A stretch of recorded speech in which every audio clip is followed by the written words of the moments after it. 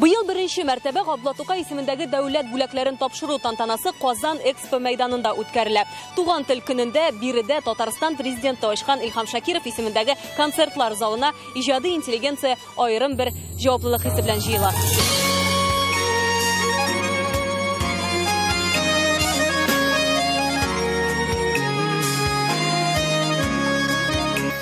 Зал 3000 кеше сыйдырышлы, нәкъ шул кадәр алкышлар Татарстан президентын каршы ала. Беренчедән, бүген бәйрәмне матур итеп үткәрергә кирәк.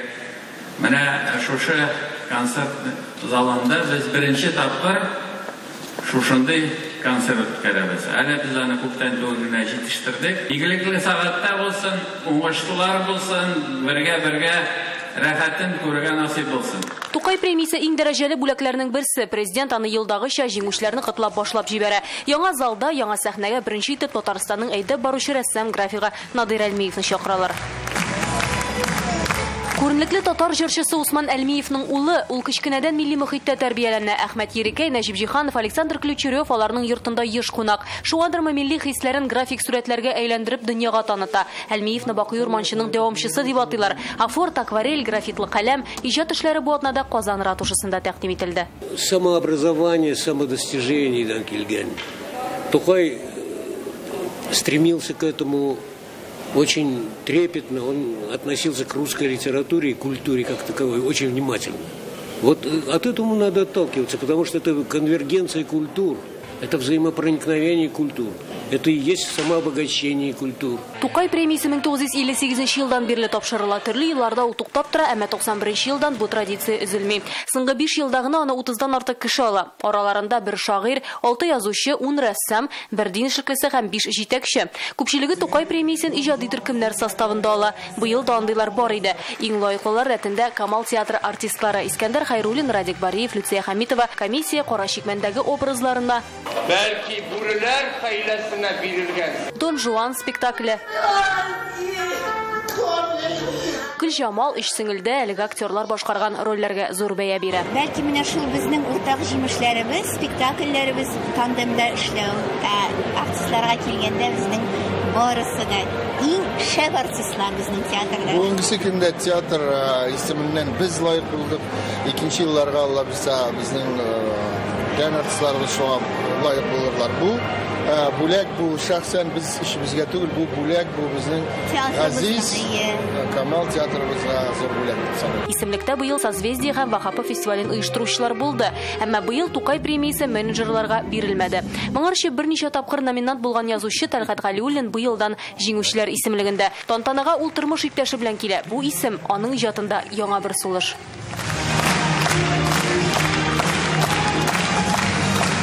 Мөхәммәд Мәгъдиев йылдызлыгы роман эссесы китек көзге китабы «Мы потомки страны Тартария» әдәби тәнкыйди басмасы өчен бүләклиләр. Узак еллар дәвамында фикерләр әйтелә килде. Габдулла Тукай премиясын лаеклы кешеләр алмый дип, лаек теләсә кемгә бирәләр дип. Ләкин бу дөрес түгел. Аны әйтәләр күбрәк үзе әсәрләре белән Тукай премиясын ала алмаган кешеләр. Монысы бер. Икенчесе, мин чыннан да иҗатымны Тукай бүләге өчен язмадым. Мин яшьтән Тукай иҗатын беләм, һәм менә инде бигрәк тә фәнгә килеп кергәч, Тукай иҗатын өйрәнү минем өчен төп юнәлешләрнең берсе булды. Бу шәхесне Татарстанда белмәгән кеше юктыр. Җырчы, музыкант, дирижер, ансыз бер мәдәният чарасы да узмый. Дәүләт фольклор музыкасы ансамбле республиканың йөзек кашы һәм ул аны 20 елдан артык җитәкли. Күп сөйләргә түгел, күп эшләргә гадәтләнгән шәхес.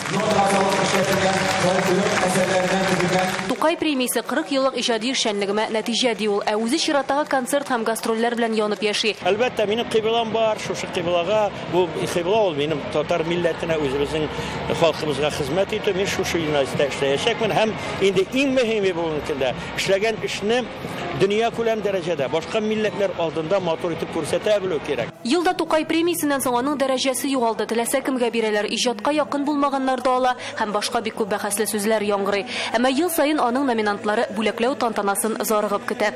Нишлисең бит, Тукай бөек булган сыман премияне дә бер юлы йөзләгән талант иясенә өләшеп булмый. Билгеләп үтәргә кирәк, һәр лауреат диплом һәм күкрәк билгесеннән тыш әле 500 мең сумлык премия белән дә бүләкләнә. Быел комиссия сайлап ялгышмады. Номинантлар да алар белән бер сүзсез килеште кебек. Айгөл Бәдретдинова, Андерсон Тальцев, Яңа гасыр каналы.